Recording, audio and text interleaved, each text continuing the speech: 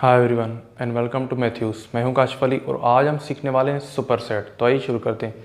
देखिए इसकी जो डेफिनेशन है वो है if A is subset of B. अगर ए जो है वो बी का सबसेट है, यानी कि लोअर सेट है, या फिर ऐसा समझे कि छोटा सेट है ऑफ बी, ठीक है, then the set B is called superset of A. अब अगर ए जो है वो बी का सबसेट है तो जो बी है वो उसका सुपरसेट कहलाएगा। देखिए कैसे, यहाँ पे मैं एक यहाँ पर टेबल ड्रॉ करता हूँ 4 सेट्स की। ये ए सेट है, यहाँ पे ये सेट बी,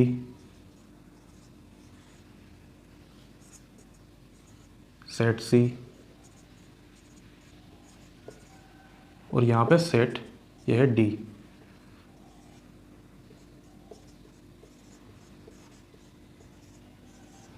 अच्छा, तो यहाँ पे हम समझेंगे कि ए जो है उसमें सिर्फ एक ही एलिमेंट है 1, जो कि सबसेट कहलाएगा बी, सी या फिर डी का।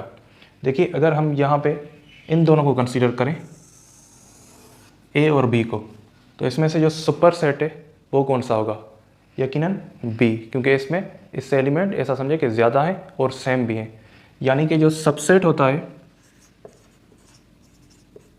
उसका जो ऑपोजिट होगा वो होगा सुपरसेट।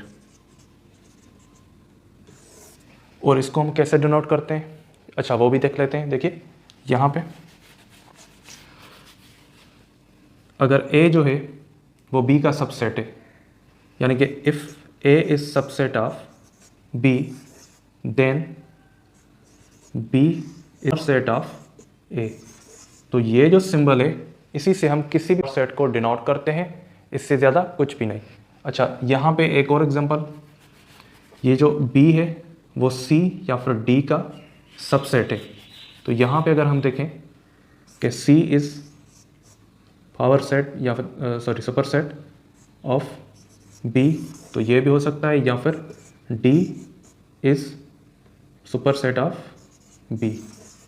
तो इस सिचुएशन में भी ये सही साबित हो सकती हैं, क्योंकि देखिए यहाँ पे बी में जो एलिमेंट्स हैं उनसे ज़्यादा सी और डी में एलिमेंट्स हैं, तो ये उनका सबसेट है। तो ये जो नीचे वाले हैं वो बी के सुपरसेट्स हैं। तो आई होप यहाँ तक आपको बात समझ आ गई होगी। अगर रिगार्डिंग दिस कोई भी क्वेश्चन हो तो आप हमसे कमेंट सेक्शन में पूछ सकते हैं। Thank you.